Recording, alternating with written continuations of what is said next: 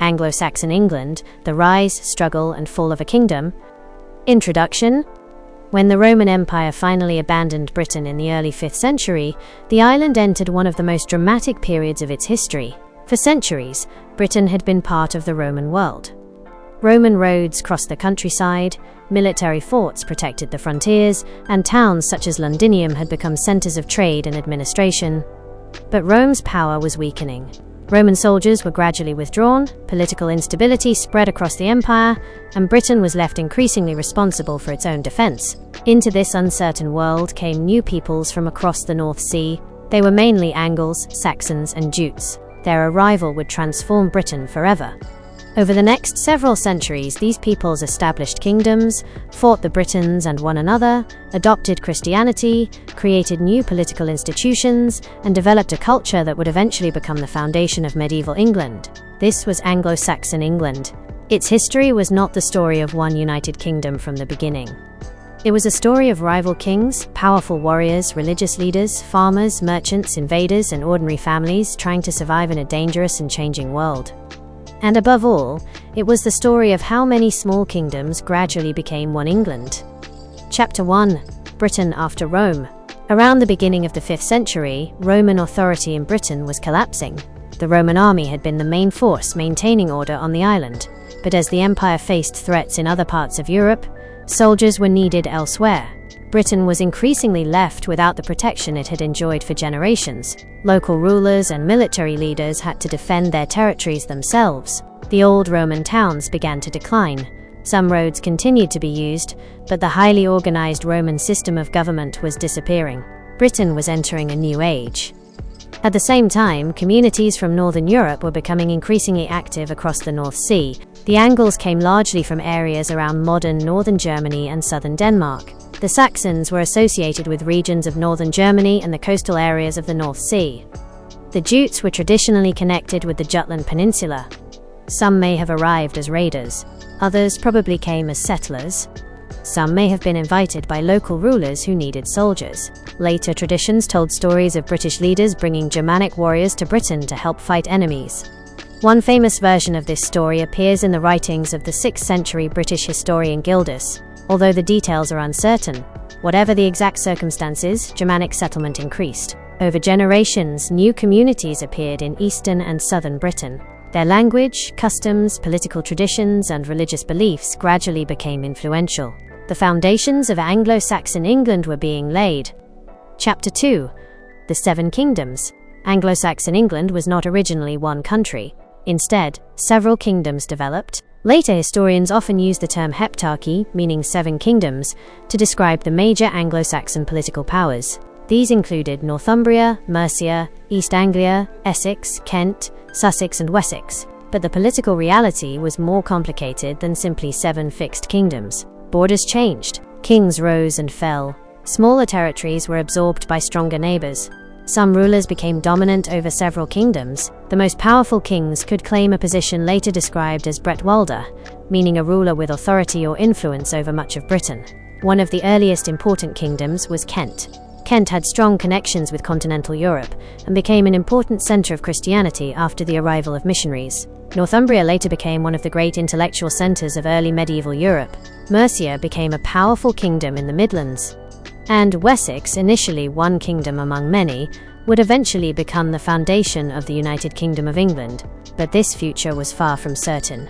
During the 6th and 7th centuries, no one could know which kingdom would ultimately dominate. The history of Anglo-Saxon England was a long struggle for power. Chapter 3. Christianity returns. One of the greatest changes in Anglo-Saxon England came through religion.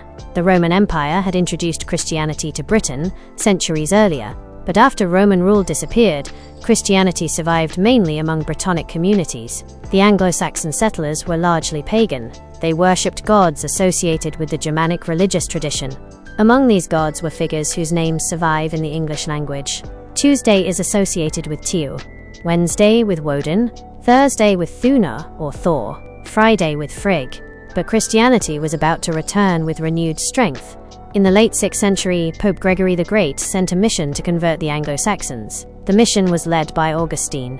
Around 597, Augustine arrived in Kent. King Æthelbert of Kent was one of the most important rulers in southern Britain. He had married Bertha, a Christian princess from the Frankish world. Augustine established his base at Canterbury. The king eventually accepted Christianity, although the conversion of the population was a gradual process. Canterbury became the center of English Christianity. Missionaries traveled across the kingdoms. Churches and monasteries were established. Christian learning began to spread. But conversion was not simple. Some kings accepted Christianity while their subjects continued following older traditions.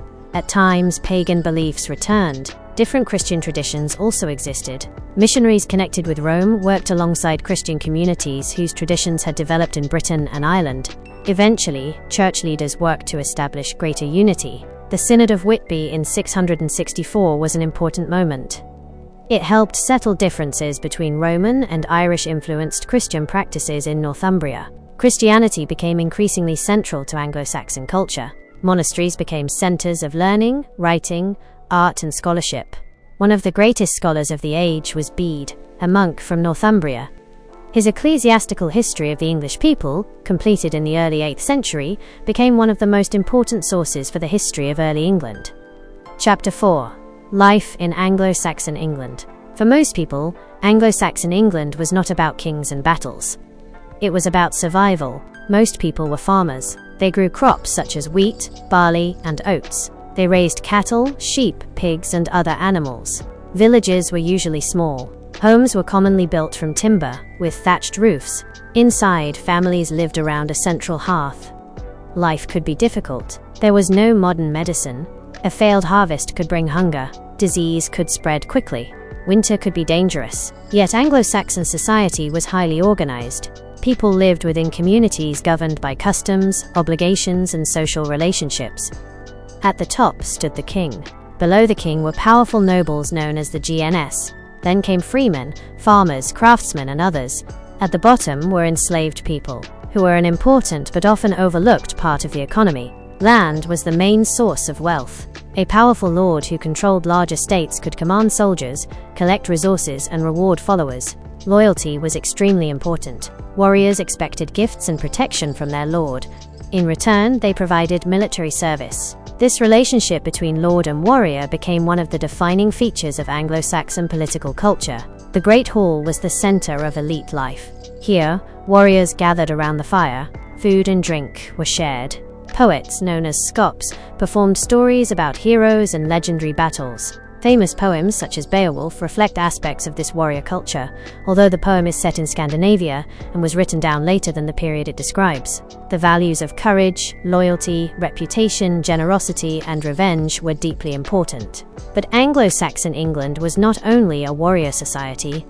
It was also a society of farmers, traders, builders, craftsmen, religious scholars, and families. Chapter 5. The Rise of Mercia. During the 7th and 8th centuries, Mercia became one of the strongest kingdoms in England. The Midlands gave Mercia access to important agricultural lands and trade routes. Powerful Mercian kings expanded their influence over neighboring territories. One of the most famous was Offa, who ruled Mercia during the 8th century. Offa was an ambitious ruler.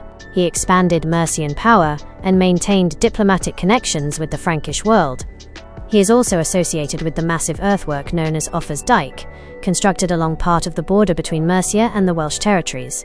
The exact purpose and construction history of the dyke remains subjects of scholarly discussion, but its scale demonstrates the resources available to the Mercian kingdom. For a time, Mercia was the dominant political power in England, but no kingdom remained permanently powerful. A new threat was approaching from across the sea.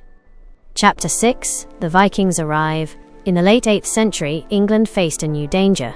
Viking raiders began attacking the British Isles. In 793, the monastery of Lindisfarne in Northumbria was attacked. The raid shocked the Christian world. Lindisfarne was a major religious center, famous for its sacred community and manuscripts.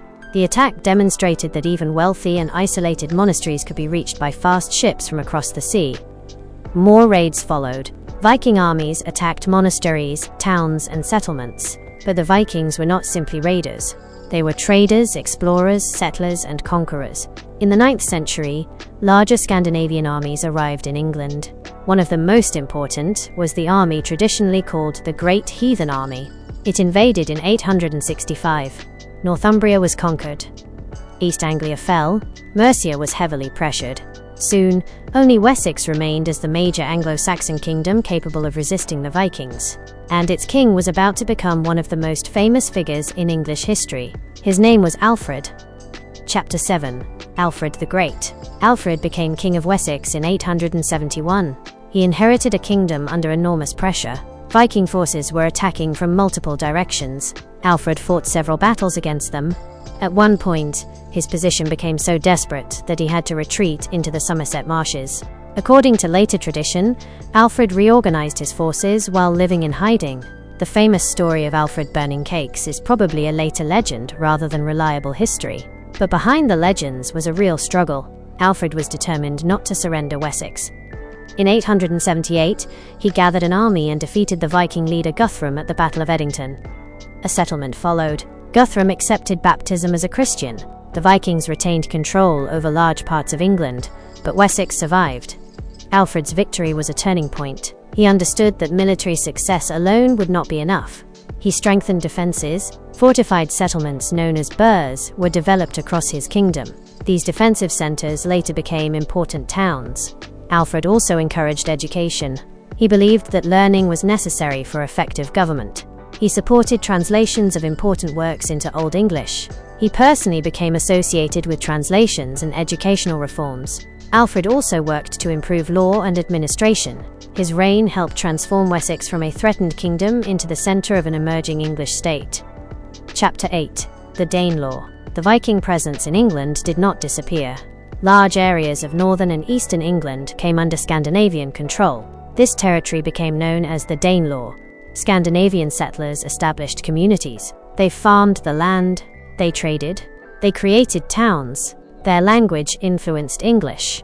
Many modern English place names have Scandinavian origins. Words from Old Norse also entered the English language. The Viking settlement changed English culture permanently. But Wessex continued to expand. Alfred's successors would push north and east. The dream of a united England was becoming more realistic. Chapter 9. Edward the Elder and the expansion of Wessex. After Alfred's death in 899, his son Edward, known as Edward the Elder, became king. Edward continued his father's policies. He built fortified settlements. He campaigned against Viking-controlled territories. His sister, Æthelflæd, Lady of the Mercians, played a crucial role in the struggle. Æthelflæd was an extraordinary political and military leader. She ruled Mercia after the death of her husband and worked closely with Edward. Together, they expanded Anglo-Saxon control. Viking territories in the Midlands were gradually brought under their authority. Æthelflæd's leadership helped strengthen the political unity of England. When she died in 918, Edward took control of Mercia. By the end of his reign, much of England was under the authority of Wessex and its allies, but the final step toward a united kingdom would come under another ruler. Chapter 10. Æthelstan and the birth of England. In 924, Æthelstan became king. He is often regarded as the first king to rule a kingdom that can properly be called England. Æthelstan was ambitious. He continued the expansion begun by Alfred and Edward. His authority reached across most of England, but he also faced threats from outside. In 937, a major coalition formed against him. It included forces associated with Scotland, Viking rulers, and other enemies. They met Æthelstan's army at the Battle of Brunanburh. The battle was a major Anglo-Saxon victory. A contemporary poem celebrated the triumph as one of the greatest military victories of the age. Æthelstan's success strengthened his position. He also developed diplomatic relationships with rulers across Europe. He married members of his family into important continental dynasties. His kingdom was becoming a significant European power. England was no longer simply a collection of competing Anglo-Saxon kingdoms. A new political identity was emerging. Chapter 11. Law, Government, and the English Kingdom. The Anglo-Saxon kings developed systems of government that would influence English history for centuries. Kings issued laws. Royal officials administered territories. Local courts settled disputes. The country was divided into administrative areas known as shires. Each shire had important officials, including a reeve. The King's Council, known as the Witan, brought together powerful nobles and church leaders. The king was not an absolute ruler in the modern sense. He depended on cooperation from powerful people. Royal authority was supported by law, religion, military power, and personal loyalty. The system was still very different from the modern state, but important foundations were being established. The English language itself was also developing. Old English was the language of everyday life and administration in many areas. Latin remained important for the church and scholarship. Scandinavian languages influenced English in areas settled by Vikings. The result was a language that was already changing rapidly. Chapter 12. The Return of the Vikings. Despite the achievements of Æthelstan, Viking power was not completely defeated. During the 10th century, Scandinavian rulers continued to compete for control of England. The political situation changed repeatedly. Kings were sometimes overthrown. Others returned to power. One of the most important Viking rulers was Sweyn Forkbeard, King of Denmark. By the beginning of the 11th century, Scandinavian pressure became overwhelming. In 1013, Sweyn invaded England. King Æthelred II, remembered by the nickname the Unready, fled to Normandy. Sweyn became king, but his reign was short. He died in 1014. Æthelred returned to England, yet the struggle was not over. Sweyn's son, Cnut, would soon emerge as one of the most powerful rulers in English history. Chapter 13. Cnut's Empire. Cnut invaded England in 1015. After a period of conflict, he became king in 1016. Unlike many earlier Viking conquerors, Cnut did not simply rule England as a foreign military commander. He built a powerful kingdom. He married Emma of Normandy, the widow of Æthelred. He worked with English nobles. He supported the church. He maintained many existing systems of government. Cnut eventually ruled not only England but also Denmark and Norway, creating a North Sea empire. His reign demonstrated how closely England had become connected to Scandinavia. Yet Cnut's empire depended heavily on his personal authority. After his death in 1035, the political structure began to weaken. Eventually, an English royal dynasty returned to power. Chapter 14. Edward the Confessor. In 1042, Edward the Confessor became king. Edward had spent much of his earlier life in Normandy. His reign was influenced by both English and Norman traditions. The kingdom remained wealthy and politically important, but Edward had no surviving children. This created a major problem. Who would inherit the throne after his death? Several powerful figures had claims or ambitions. Among them was Harold Godwinson, one of the most powerful English nobles. There was also William, Duke of Normandy. The future of England was about to be decided. Chapter 15. The End of Anglo-Saxon England. Edward died in January 1066. Harold Godwinson became king, but William of Normandy claimed that Edward had promised him the English throne. Another claimant, Harald Hardrada of Norway, also invaded. England suddenly faced threats from two directions. Harold marched north to confront the Norwegian army.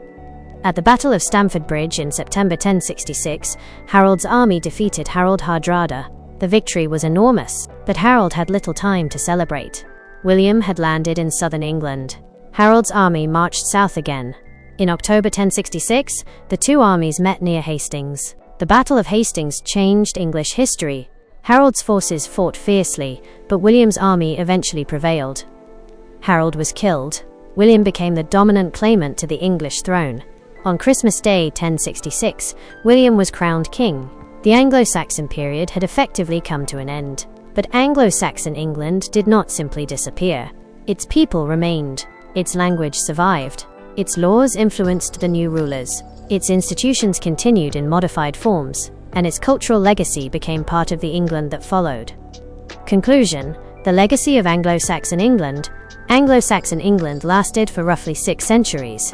It began in the uncertain world that followed the collapse of Roman Britain.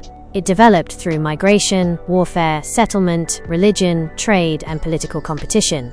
Small kingdoms became larger kingdoms. Pagan traditions gradually gave way to Christianity. Monasteries became centers of learning. Warrior societies developed complex systems of law and government. Viking invasions nearly destroyed the Anglo-Saxon kingdoms, but the resistance of rulers such as Alfred the Great helped preserve Wessex. His successors expanded their power. Edward the Elder and Æthelflaed strengthened the Anglo-Saxon kingdoms.